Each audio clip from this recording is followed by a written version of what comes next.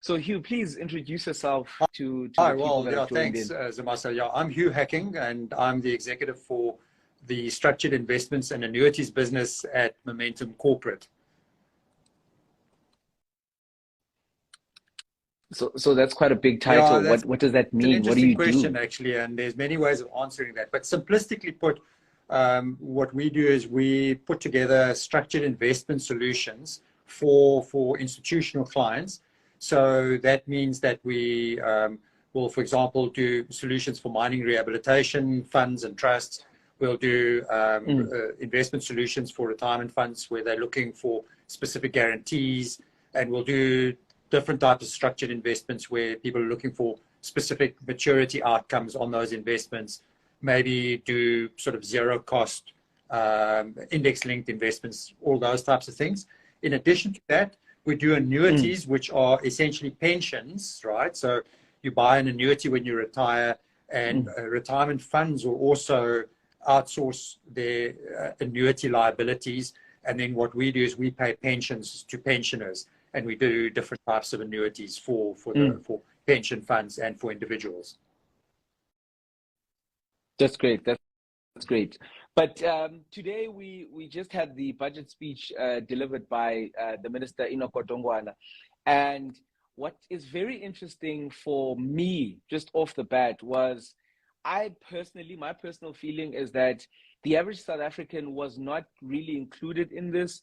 I feel like government at this stage is trying to basically stave off a decline, more like arrest a decline.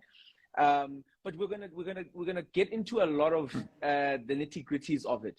And one of the first things that came up was obviously Eskom. And this is important. Power is important for the country, for everybody. So the Eskom deal, government is taking a stake through basically the debt. They're taking the debt to themselves. What Yes, does that actually mean? Samasa. Now, the Eskom is, of course, the Eskom story is a big drag on our economy at the moment. And so you would have noticed the minister talking about trying to encourage growth of employment and economic growth. And so growing the economy is the way to grow employment. And, I think for all of us, that's what we're interested in, is for ourselves and our children and our families to actually be able to be employed. The hassle with the Eskom thing is, without power, it's very difficult for businesses to function properly. And so, they can't produce the goods that they need to produce. They can't do the various things that they need to do. And in fact, the power issues disproportionately affect small businesses, where a lot of the economic growth takes place. Because small businesses can't afford to build their own power stations. They often don't own their own property. So, it's difficult to go and put up solar installations and all of those things on a building that you don't own. And so it's really important for government, I think, to actually address this issue head on. And I was happy to see that it sort of was front and center in the budget speech today. I guess we could all say it hasn't gone far enough. I think what we need to see is more material plans around how some of the things will be addressed. But certainly, I think it's also easy to expect too much from a budget. The budget speech ultimately talks to financial directions and creating the financial environment in which things can happen, as opposed to trying to, do the job of the engineers and the other people that must go and implement. And so what government has effectively done is they've previously guaranteed Eskom debt, and Eskom takes on debt by issuing bonds. So Eskom bonds, which people buy, and, that's how they loan money. And then Eskom obviously pays the interest back and ultimately the bond principal back. Government has traditionally guaranteed those. And so what they've said is, we'll help Eskom here. We'll just take on this debt, or at least some of it, and we'll take it on. That means it gives Eskom capacity to now go and actually do some of the things that they need to do around fixing power stations, fixing distribution, building new sources of generation that's sorely needed at the moment. And it allows them to focus on doing the job of making electricity, as opposed to worrying about, just sorting out the debt. And also what it does is it transfers the repayment of the debt and the interest on the debt. It transfers it away from the electricity price directly. So that also helps to So just to jump in there, Hugh. So primarily what I'm kind of feeling is that, yes, they're taking it on, but does that now mean that Eskom is going to be able to get more capital, raise more capital now that they have less debt? And also, who's to say that this debt raising that they're going to do to get more money in is actually going to result in them being more efficient and then being more effective in their three sort of sectors of generating, Zimasa, that's a really good transmitting, and question. You know, distribution? I mean, I hope it's not a situation of where, you know, you bail out your your family member who's always in debt, and then they just go and make a new loan somewhere. You know, that's not going to help anybody. You know, that's going to be a problem. But what it does do is the revenue that they get from electricity, instead of at the moment having to pay it out on bond interest payments, you know, they can actually use that revenue and reinvest it into the business, reinvest it into generation and distribution capacity. Let's hope that they do that properly and invest it into their business. And so that frees them up, you know, in that sense, where they can have the sort of the financial flexibility to do stuff. Yeah, but also Eskom operates in a global sort of capital raising market, one, but we also exist within the context of the globe. How is global politics and the global economics going to affect, do you feel, affect how we do business as a country, how Eskom becomes a lot more viable, how we borrow money as a country, because we borrow a lot of money to offset that deficit? How do you think that the global sort of space and sphere is going to affect how we as a country and as normal South Africans? What is you're asking me to unpack my little crystal ball over here, but let me say, first of all, the minister touched on a few things that I think are relevant. You know, he spoke about some of the global conditions, for example, the war in Ukraine. You know, I'm personally concerned about the risks that still poses to the global economy. We are seeing increasing amounts of effort and money diverted into that space, and it does tend to destabilize and make the investment communities nervous around what's going to happen. And so when investors become nervous, what happens is it's called a flight to safety. They will invest in things that are safer havens than perhaps more risky. Now, we have to face the reality that we sit in our government debt, for example, and we sit in a developed economy effectively.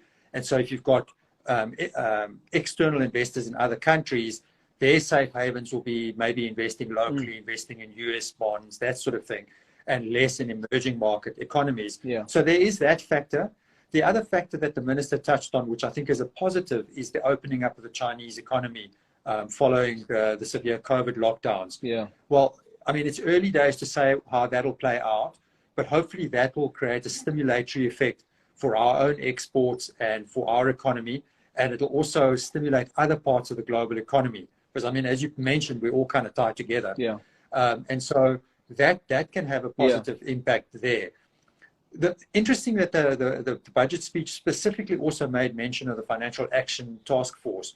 This is probably a concept that escapes most people in terms of what's happening there. The Financial Action Task Force, in fact, set about on a global mission to eradicate organized crime and money laundering through the financial systems. Now, as you might have picked up in the budget speech, there were some issues that came up there when the Financial Action Task Force came and looked at South Africa.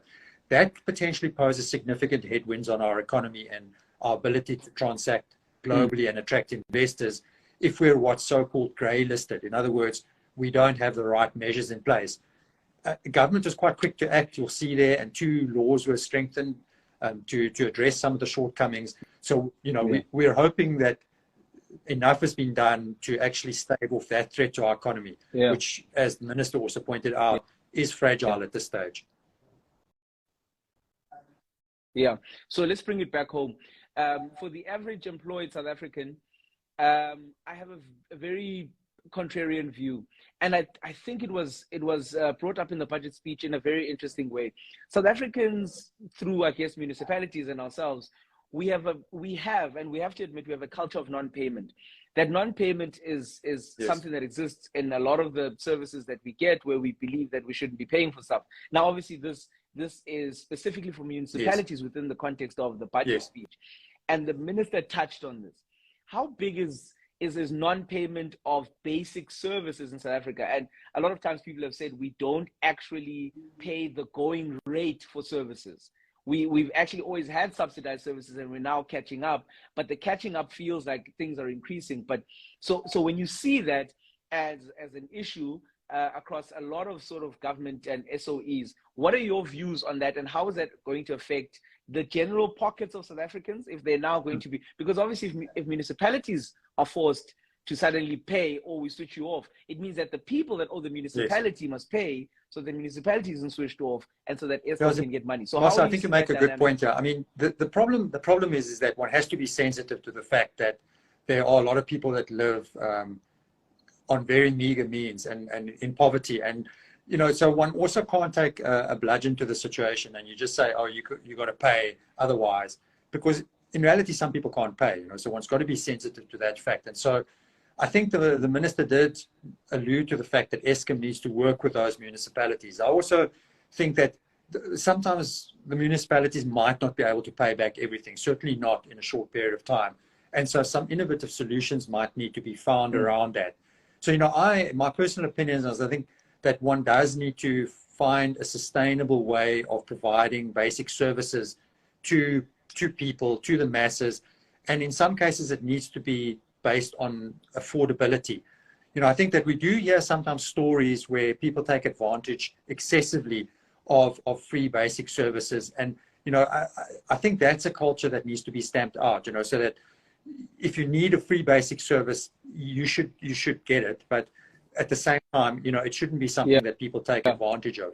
I think that, for me, what's 100%. Important to realize just for all of us is that if I don't pay my way, well, Zamasa, you're going to have to pay more so that I can also, I can benefit. And the issue is it's one thing if I can't afford to do it, but, if I can, and I try and just sort of, dodge and duck and dive, we've got to think also from a community perspective, how do we support each other and sort of a more solidarity view around these things.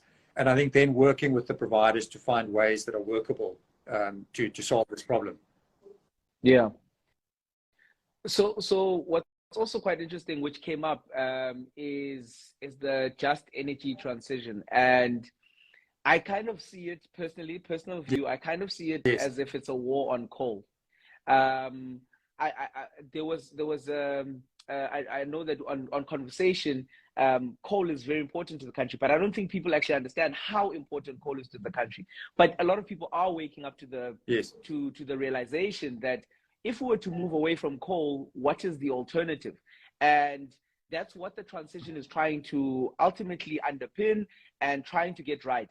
Do you feel like the just energy transition being mentioned in the speech made sense, is going to be something that can be actioned immediately? And also, is it something we can achieve relative to the goals that we've set? And what do we do about coal? This is a minefield because, the thing is, and if you speak to Greta Thunberg, I mean, she'll tell you that nobody's doing enough at the moment, right?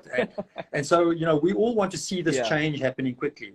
But there are some real practical headwinds to this. I mean, one of the practical headwinds is just the extent to which our economy, from a foreign exchange earnings point of view, is reliant on coal. And, it's in many cases, it's the largest earner of foreign exchange for our economy. And so, when you look at that aspect, just getting off coal and saying coal's the bad boy, that creates a whole lot of downstream problems for you. You can't just cold turkey out of coal.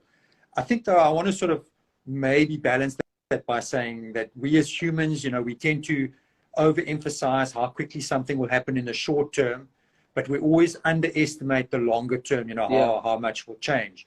So I think that what the budget is signaling is that there is a need for our economy to shift, right? And there's quite a sizable amount of money that that the budget is allocating to that shift.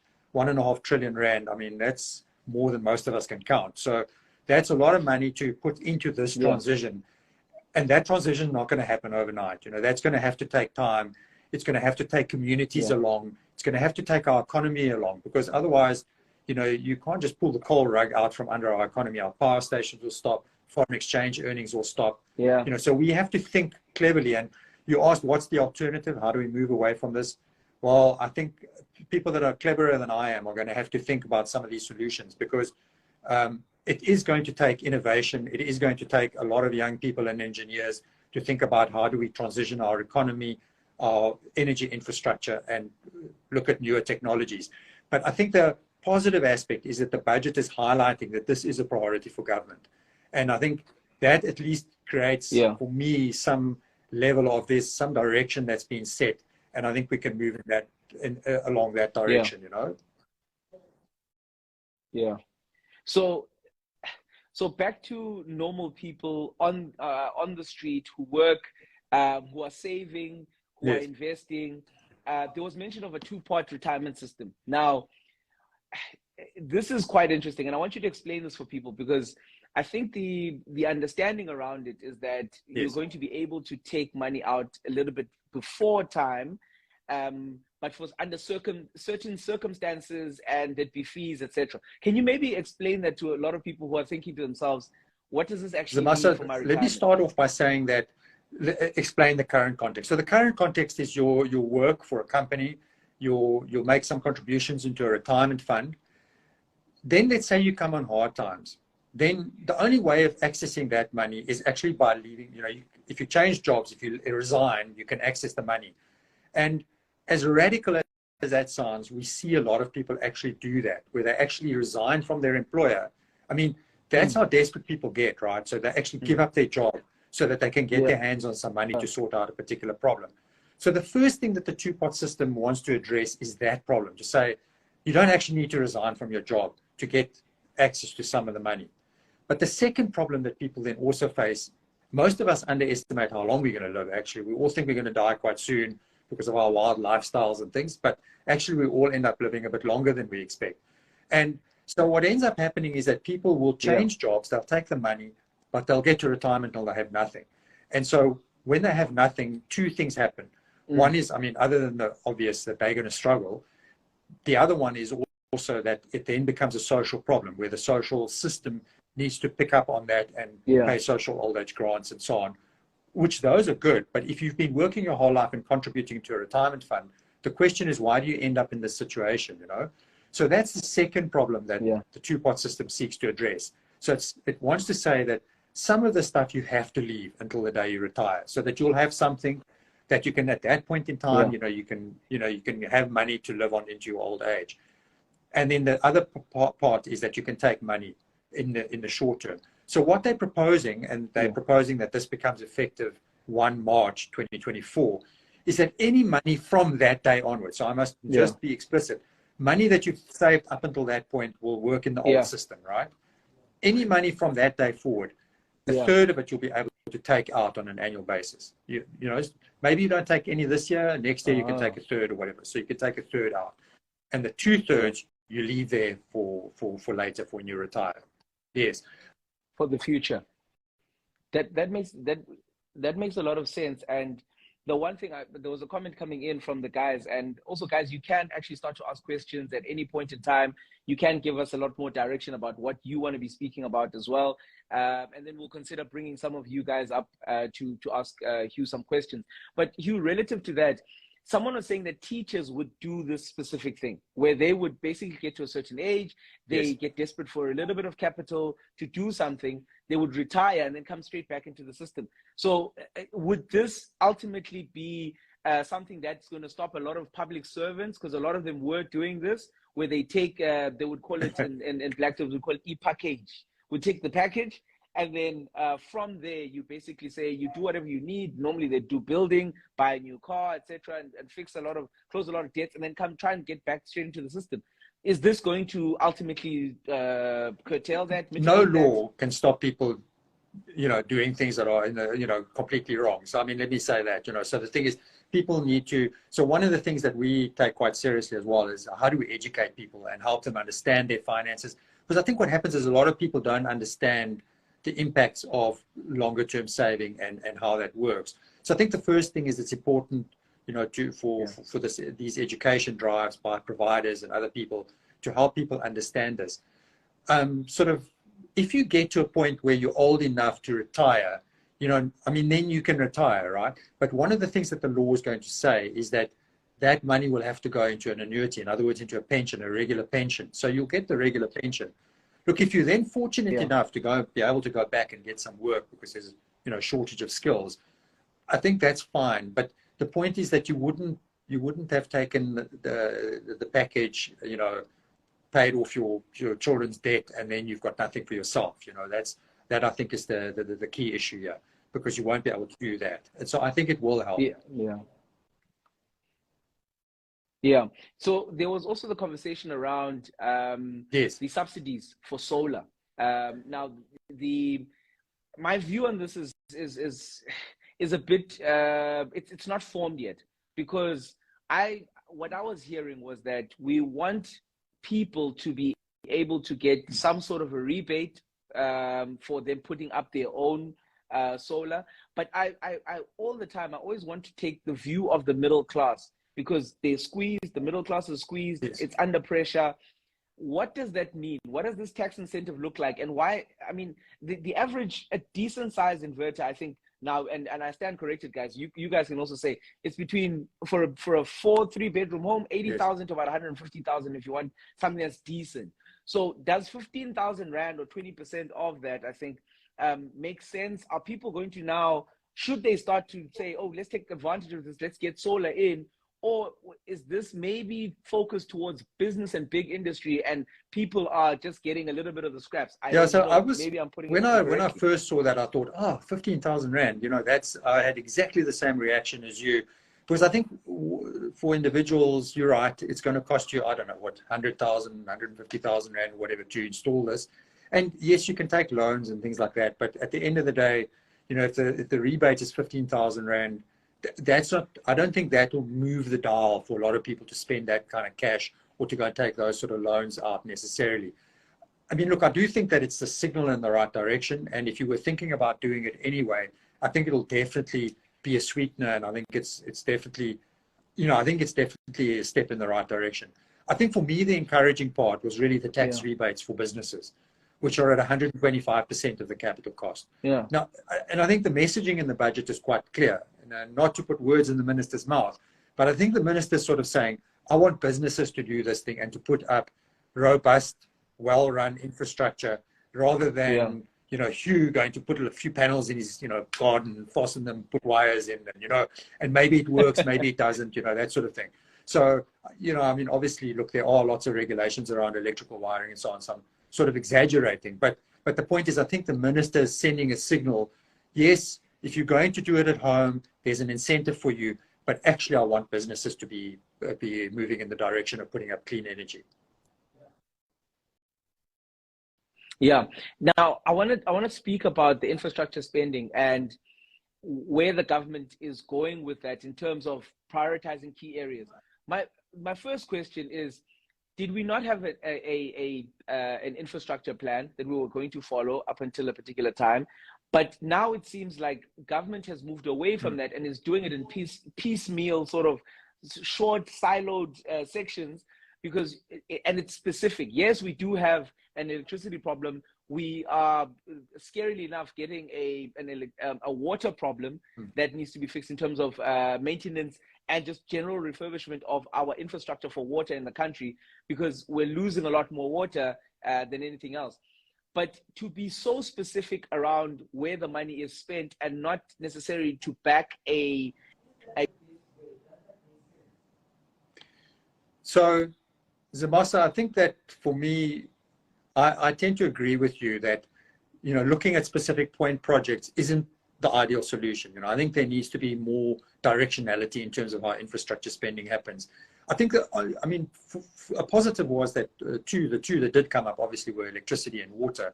And I think water infrastructure is quite important to all of us. So I think at least that's an area that is being addressed well.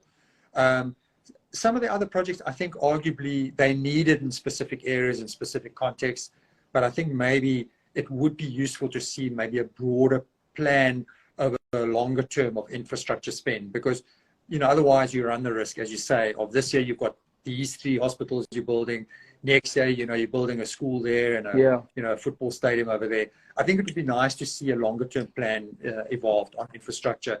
That'll also give more certainty to investors that want to invest in particular capability around business infrastructure in areas. So, for example, I would like to see government maybe investing in infrastructure in a particular region where you need employment, so that infrastructure that supports small businesses. Yeah. Look, they did mention the digital communication side of it as well, which I think that's important for small business. But it would be nice to see maybe the establishment of business hubs, business infrastructure in areas where we do need to develop employment. Yeah. So the tax proposals was quite confusing for a lot of people. I was tracking on social media where people weren't necessarily certain about whether or not taxes are going up for individuals, etc. What does it actually mean? Because he said taxes are not going up. So what was he saying? What did he mean? What does it mean for the average person on the street? What does it mean for me and you? Yeah, so Zamasa, what he means, I would say, is that taxes are not going up as a percentage of the total, right? Because there is the normal tax bracket changes that are going to be inflation linked. So in other words, if you were paying 100 Rand tax last year, this next year you're going to pay 105 Rand tax kind of idea, because it's sort of inflationary increase of the brackets and so on. And for some people, that'll have an impact where they suddenly drop into a different bracket or whatever the case might be, and then their percentage changes. But by and large, what he's saying is that other than an inflationary change, the levels of tax remain the same. I mean, I felt that that's quite surprising. I was expecting that there might be a move in one or other of the directions, either increasing taxes to support fiscal development or, reducing taxes to stimulate growth.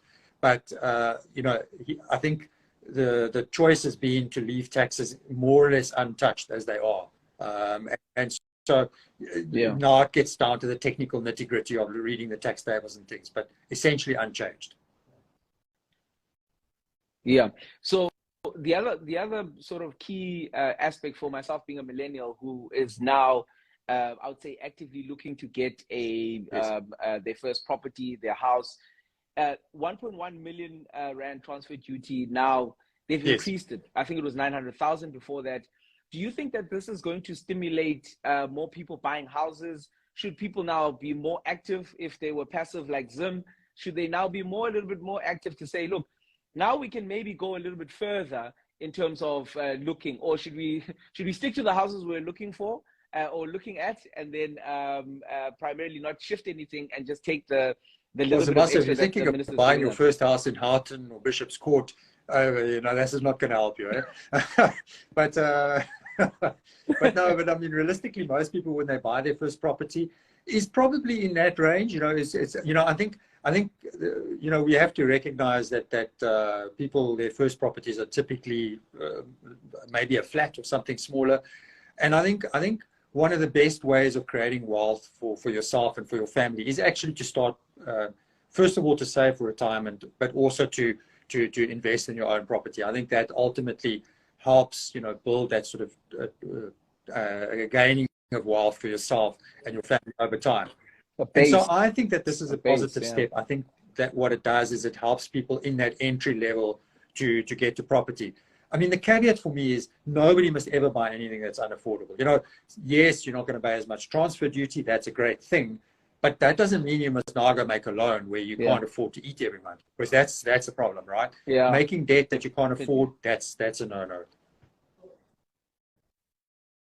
So the other thing was that government actually beat their expectations relative to how much money they were looking to collect, but they did this by not necessarily by expanding what they do and how they collect money, but by actually just collecting more from companies and people. Now, that's a very hard pill to swallow, because that means that the people, the tax base, we've had these conversations around the tax base of South Africa being very small relative to the people that would ultimately get social services, etc. Now, the same people who are now being taxed more to get more money or to maintain the level of money that government has would likely feel hard done by. What is your view on that, especially companies as well? A lot of people have said companies don't pay their way. Where's the middle ground? I mean, I think that the big issue here is that it's a problem for our economy that the tax base is as small as it is. So in other words, so few people and so few tax-paying entities support the overall fiscus. I think that's that's I think recognized, fully that situation hopefully needs to change over time. And I think it's a problem for two reasons. The problem is, one is that it creates a lot of strain on that sort of middle class in particular, that is pushed in, at all ends, increasing costs of living, taxes, etc., etc. But the other side of it as well is it means that the people that are not paying taxes are struggling, right? So, if we can get less people to be struggling, that'll help the tax base. And I think that's ultimately where economic growth comes in. I mean, I can't answer you on whether people are paying their taxes or not. Look, I suspect that there are always going to be people that try to get out of paying taxes, and companies and so on. You probably find, though, that it's not the big formal companies. I mean, there's too many auditors and things running around for them to dodge it. But you might find for smaller companies and so on, take a few receipts in cash and not put it through the books. But I think it's small potatoes in the scheme of things, that sort of thing. I think hats off to SARS. I think over the years they've done a great job at collecting taxes. As much as it pains all of us that do pay taxes that they are efficient. I think it is good for our country as a whole that they are collecting taxes, because ultimately, that sort of solidarity, making sure that we keep the country going, I think it's critical for all of us. Yeah. So I've got a comment here from, I think it's Anna Fab, who says that tax base is leaving the country capital flight. How much do you think the minister had to take into account, and government as a whole had to take into account, relative to capital flight? How much of that, where do you think there were portions and bits of it where they said, we're trying to keep people who have the means to invest in the country here? So this is a very complex question, actually. I mean, one of the things that for anybody that's as old as I am will remember, that we used to have what's called exchange controls. In other words, you couldn't take money out of the country. And the exchange controls have been significantly relaxed over the years, because people have realized by saying you can't do something doesn't necessarily stop you doing it, number one. Also, to attract investors into the country, the best thing that you can do is to potentially make it easy for them to extract capital from the country again. So yes, unfortunately, some of the capital does leave the country, but one has to offset that with, there's also an attraction of capital to the country. So that's the ultimate, and I don't have the numbers off the top of my head, but ultimately what you want to do is you want to become an investment destination of choice for people from offshore that bring capital to invest into the economy, invest into business. And we do see that happening. We see that coming from new sources, for example, from Southeast Asia, where you see businesses investing. You see big US businesses like Amazon.com, Amazon investing in the country, etc. Microsoft, etc. Big businesses investing here. So those are good for us. And so that offsets the capital flight. And I think just locking the door, isolating yourself, isn't always the solution, right? So we've got to make ourselves more appealing so that people want to invest in us. 100%. Now, what also becomes clear is that for South Africans, there's a lot of levies. Now, fuel levy was, there was a conversation around the fuel levy and where it's meant to go, etc. A lot of South Africans, it was like the first time that they understood that there's actually a fuel levy and it goes somewhere, etc., etc. So let's chat about the levies and which direction are they going. One, there was also a conversation around the road accident fund, which a lot of people still don't understand why it's levied, but obviously it's public liability. These levies are the things that people cry about a lot, because I guess it's the most common way that the government is able to get money back on an almost daily basis. So was this the right I'd say direction for the levies to primarily stay the same? Does it make sense?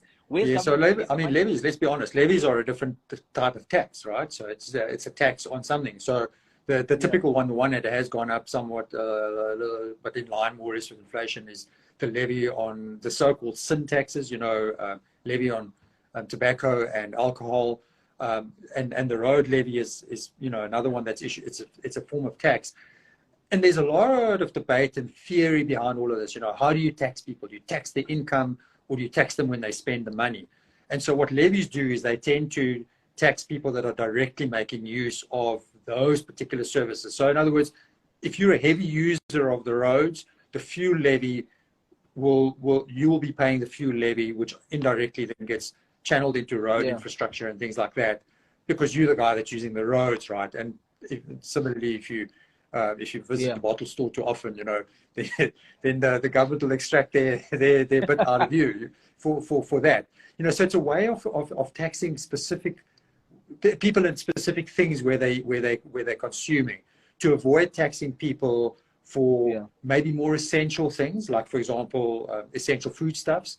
And so it's a way also to avoid, you know, where you've got VAT exemptions on certain types of foods, to avoid taxing people that can't afford basically those taxes. And so, but there's a lot of debate around it. I mean, about increasing or not. I think the budget speech has recognized that the consumer in this country is under a lot of pressure. That even just keeping the level where it is, that's, you know, that's difficult for us. You know, that's difficult for the average consumer. And so I think, you know, maintaining it, that's almost as much as you can expect out of the consumer at the moment. You know, the budget speech recognized, I think we all recognize that we've come through a few difficult years as consumers. A lot of people lost their jobs through COVID. A lot of people under a lot of pressure, you know. So, you know, I think that had to be balanced.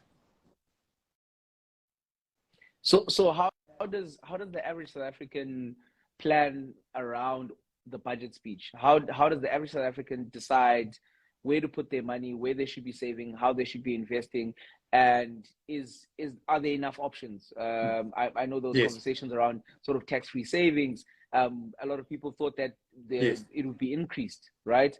And there wasn't much conversation around that. So how does the average South African make their rand go further? And where should they be looking to primarily preserve and stave off any attack on their savings and their life's work, just like what the government is doing by not increasing and just saying, I mean, first of all, what I can say is that everybody should prioritize some form of saving, no matter how much you earn, right? If you're earning 1,000 rand a month, you know, put 100 rand away, you know, just because that, you'll be surprised how that builds up over time. And I don't mean, you know, I mean, I'm using that as an example, but I'm saying, don't mean putting it in your pillow. I mean, actually, you know, putting it somewhere where it can earn some interest or some growth. Ideally, all of us should be investing for the longer term as well. So some form of retirement savings, and actually putting some money so that you build up a longer term financial safety net for yourself. The tax-free savings option is a really good one for people that want to have their money grow without incurring tax. The reality of the situation, though, is that you need to be above the tax threshold for it to really make a difference. But I think that saving is important for even people that earn below the tax threshold, so that they can build up a nest egg, something for themselves. I think the problem that we have is that we're all too quick to whip out our credit cards and to actually spend money that we don't have. And we're too slow to think about actually, how do I put money away first? And so then I can spend that later. And that's I think it's really difficult you can't get rid of debt entirely. I mean, none of us a few of us can. Elon Musk can afford to go and buy a car, right, with cash. But like most of us can't afford to buy a car or a house just with cash, right? It's just not practical. But the thing is, you know, what we need to try and avoid doing is where we're living in a cycle of debt, and rather try to, even when you are in, you know, even if you're still struggling with debt, start that process of just saving a little bit every month. I think is important, and you just got to start. So the one thing that I've always felt about South Africa, Hugh, is that for the longest time we have not had a unified hymn sheet relative to how we're going to grow the economy and open up more opportunities. We are very much a country that looks at the problem. We know the problem. We've got unemployment, we've got inflation, we've got stagnant growth, etc. But when you look at the budget and how it's been split, Hugh, I personally feel that as somebody who is an entrepreneur, I invest in what I think is going to make my business grow and ultimately create more opportunities for me to make more money. Government doesn't seem to be prioritizing that, in my view. I mean, I could be wrong, but if 51% of your budget is on expenditure for, I guess, social services, health, etc., education, and you're not putting a little bit of effort into saying, this is where we're going directionally with the economy and the strategy, and this is the money we're backing that strategy of growing our economy with. I mean, jobs don't just miraculously appear. Small businesses are stretched, and they're the ones that are posting on social media saying, I can't actually bake. I run a bakery, a small bakery. I can't bake. There's no electricity. I can't do anything. So what is your feeling around the strategic economic sort of direction that we're going, and where the budget is being prioritized relative to where I mean, let me start off by saying that I think that we are doing too little in the country to grow employment. But let me then say the second breath is that it's a really difficult problem to solve. I mean, so you're right, without electricity, I mean, economic growth is really tough. Your bakery example is actually a really good one, because, you know, you can't run that oven without electricity. And so the thing is, and then that means for, I don't know how many, 4 hours at a time, you can't bake anything, and then it takes time to rewarm the oven up, etc. So it's that. So I think government's primary responsibility at the moment is to stabilize that infrastructure and make sure that our small businesses can function. The businesses that we have don't go out of business. I think that's kind of priority number one. But I think that we've all been talking about creating opportunity now for many years, and I think that we've not seen this. Now, look, the problem is complex because it's not just a South African problem, it's a global problem. You know, how do you create more employment, and how do you create opportunities for people and so on?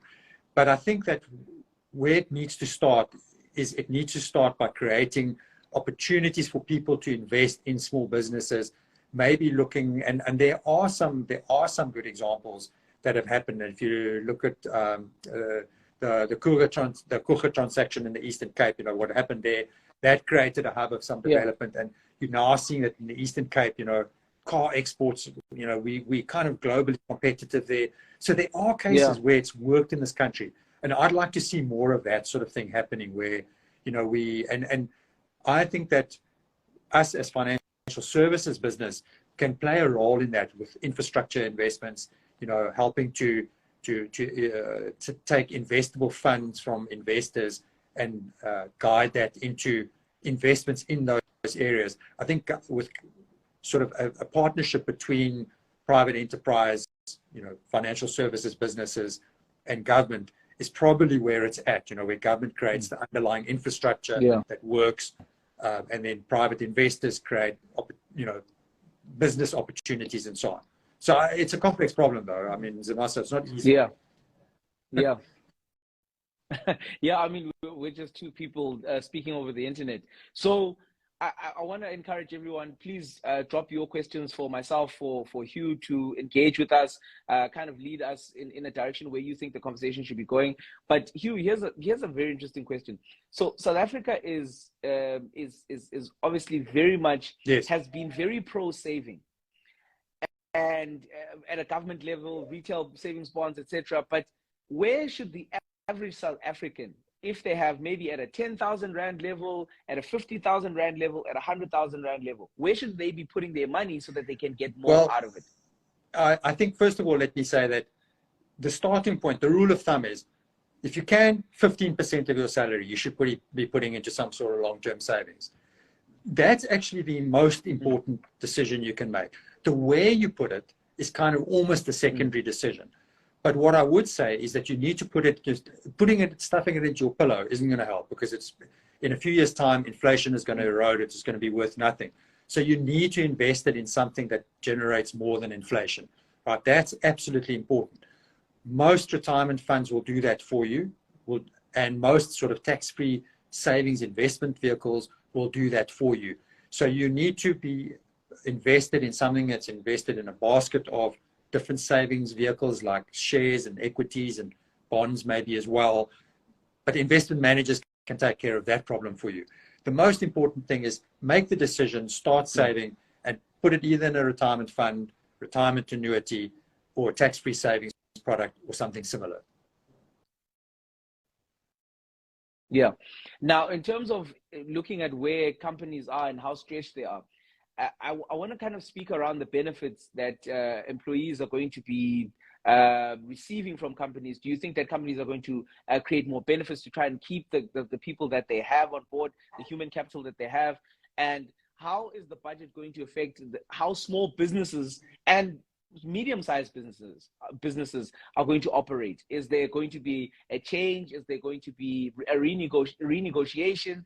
Or how do you think the landscape of small to medium sized businesses is going to move? The research that we've done has shown quite strongly that most businesses feel some sense of obligation is the wrong word, some sense of responsibilities, the right word, to actually help their employees, right? From a savings point of view, from a benefits point of view. They know that it's important to attract good staff, to retain good staff. And so we find that there's generally a willingness for employers to do this. And, I think where the complexity comes in often is that employers, particularly smaller ones, don't often know where to start and where to go. And so that's maybe the more complex problem for them to solve, is actually finding that starting point. And that's where, speaking to somebody that can actually help you, that's knowledgeable, that I think is a good starting point for a business. In terms of the impact of the budget, I personally don't see that the budget in its current form will negatively or positively impact on companies' sense of responsibility to help their employees with these benefits. I think that sense of responsibility is so strong that actually, budget issues aside, they'll continue to do that. So we are obviously having this conversation in a context where leadership, in whether it be from a national level relative to the budget, provincial or municipal, I think what a lot of people don't kind of get value or maybe have a point of view on is that national will set the strategy, provincial will kind of look after the management, but municipal is heavily involved in this. How do you think this dynamic between these three sort of spheres is going to affect how the budget gets actually implemented on the ground and executed? And do we have a hope to kind of stick to it? Is there a middle ground where we say maybe government should be more involved in provincial and municipal sort of setups in district development models? Where do you think is the best what do you think are the best ingredients to kind of bring budgets to life in the way that they were envisaged and was spoken about? You're making me sweat, Nazim. You're asking me very complex questions here. That is the provincial leadership more important than government leadership and that sort of thing? No matter how I answer that, somebody's going to be upset with me. But what I can say is that the budget from the minister, it's I think maybe sometimes we all expect a little bit too much from a budget. This is more national direction setting from a finance perspective, right? So this doesn't talk to what the local council does and how it spends its rates and taxes money, because that's another form of tax that you pay, and it also doesn't talk specifically to what the provincial legislators do. So there's another whole process around that, and provinces are allocated money from the central fiscus, but there's a decision making that happens then at the provincial and the local government level as to how they prioritize things. I guess if you're asking the question, is that right or that's wrong? Well, that's something that we'll have to go and vote on. I think different maybe political parties have different views around that. But I think one thing clear is that the budget as it stands doesn't direct at that level of detail. It's more a macro direction of where the country is going financially. Yeah. So I've got a comment here from, I think it's Tolicious, who says, what's the value of saving 15% of one's salary into financial services industry versus kind of starting your own small business or building a property portfolio, and that can maybe give you, that you have better visibility of? So basically they're asking, if I give my money to an FSP versus me trying something out, what are the pros and cons, and what should someone be looking for? Totally. That's a really good question. I think that, and it's a question that I've seen before. Look, when I say saving 15% of what you're earning, that's what I mean. That's a starting point. Like, there are many options about how you can deploy that. The one thing that I would say, though, is that people often make the mistake of, like, they'll take their savings or their whatever, and they'll go and invest it into a business. And then if that business goes, then they've got nothing. So one must always be very careful, I think, to separate your own little business from your savings. And I think rather, yes, take some of your money, start your business, leave some of your savings behind, and then the proceeds of your business, you're saving your 15%.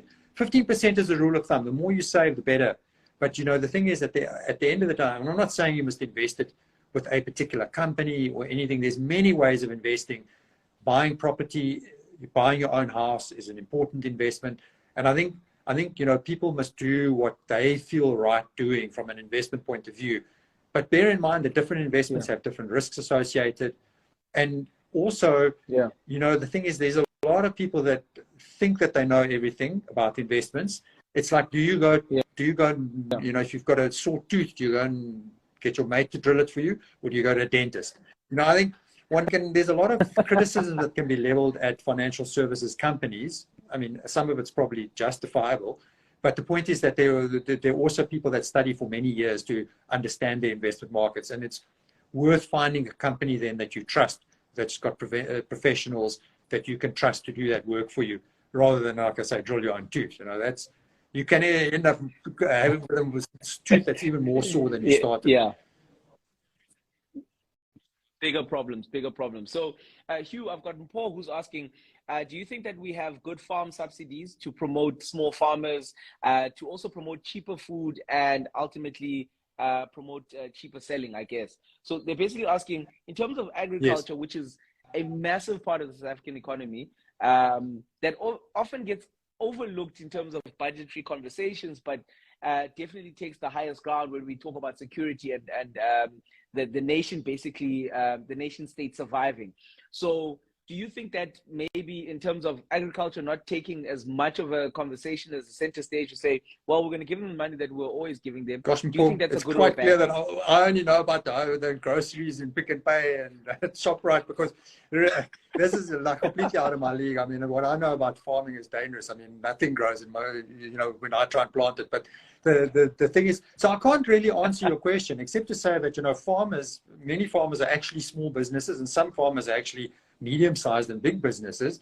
And I would say that encouraging small businesses should include small farmers. So in other words, if you're a farmer, look, I take my hat off to farmers. I think it's possibly one of the most difficult ways of making a living that exists. And certainly if I think about myself trying to plant something or grow something, but so I think that, again, if we're thinking about encouraging employment and we're encouraging the development of small business, farming should be a part of that. And I also completely agree that food security, making sure that we've got a supply of good food and so on, I think that's critical to our whole country. But unfortunately, I don't know enough to say, are the subsidies good or are they bad? Farming is a bit out of my depth, I'm afraid. Yeah. So the other interesting conversation which has been raging on in South Africa for a long time was around connectivity, data, accessibility, and the minister, again, like ministers before him and other people before him and ministers of communication, have threatened to switch off the signal, right? And we know that the positives of that is that we get more spectrum. Generally, we expect data and connectivity prices to come down. Democratization of the signal will allow for more people to be onboarded into the system. But there's obviously the politics at play are a whole lot different. Do you think that in terms of the switching off the signal, do you think that it's something that's going to economically help South Africa? Yes, definitely for people, I think so. But what's the big impact around sort of telecommunications and having more people to come on board? So you want to switch off my old telephone? You want to switch off my old telephone TV? No, I say that as a bit of a joke, but you see, that's part of the problem that we sit with, is that there are a lot of people that have got older equipment and so on, and what you just make that obsolete overnight, so that's a challenge that we sit with. And so I think that, and then now you're saying, no, well, all of you with your older generation TVs, you've all suddenly got to rush out to go and buy a new one. And that's why I think it's taking time, is because you've got to wait sort of for the older TVs to kind of work their way out of the system until there's few enough that actually that's not such a big burden on people and the economy to change in one go. Yeah. But yes, the longer range advantages, obviously, of switching to digital are there, and they're right, and we've got to go in that direction. But I mean, I think it's sensible. You know, to suddenly, if you tell me suddenly my cell phone that I've got now is not going to work next week, I mean, that's the problem. You know, okay, this is not applying to cell phones, but more to other devices. So you've got to respect that people have got investments in these older pieces of equipment. Yeah. So basic income grant, it's a huge conversation. And apparently they're calling it a Ramaphosa grant. But primarily, I feel like it's more of the same. I know we have to support people, obviously, in terms of the big, but can South Africa actually afford a big? Can the middle class afford a big who are already getting taxed? And is it even fair to say that we should tax the middle class a little bit more when maybe we should be going for a wealth tax and saying we're going to exclusively fund, not through companies, but through individuals, we're going to exclusively fund the basic income grant through a wealth tax? Why has South Africa not had a conversation around a wealth tax? One, and two, is that something that would be viable, or is it, again, we're trying to balance that capital? Zamasa, we actually do have wealth tax if you think about it. So we've got inheritance tax, we've got, you know, transfer duty on property, we've got higher tax bracket we've got capital gains tax, capital gains, on, you know, on interest income and so on. So the wealthy are taxed. You know, I think, and you know, I think one must also be careful of not overtaxing people. I think that is the balance. I think a basic income grant, I think it intuitively makes a lot of sense because, you know, obviously you don't want people to have nothing. But it's also a difficult one then from an affordability perspective, as you point out. You know, how do you make that affordable?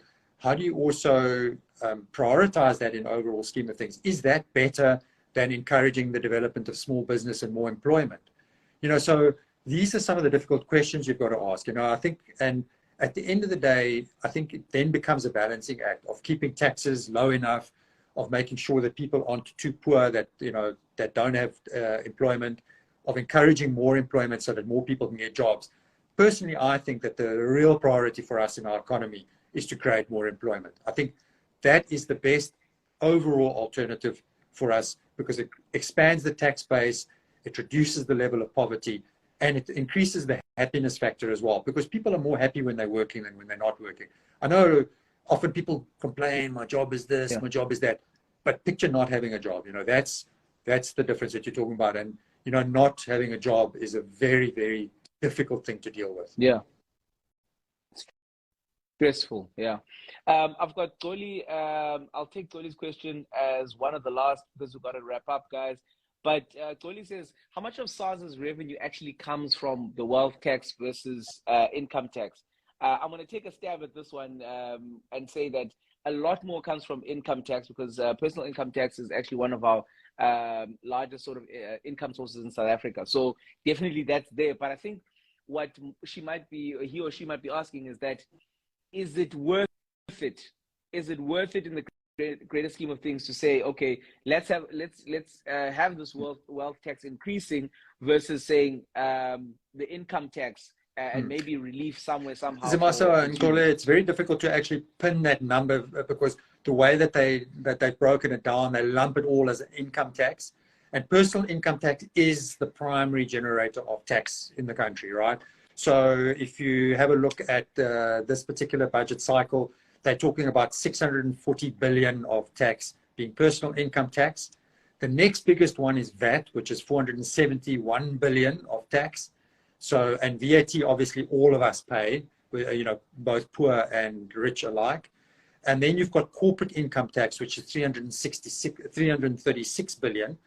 And then after that, you've got the other taxes. You've got fuel levies, customs and excise duties, and other things. And they're all quite a lot smaller. They're all, you know, in the order of about 100 billion each. So by far and away, the biggest one is the personal tax burden that tax-paying individuals bear. Yeah.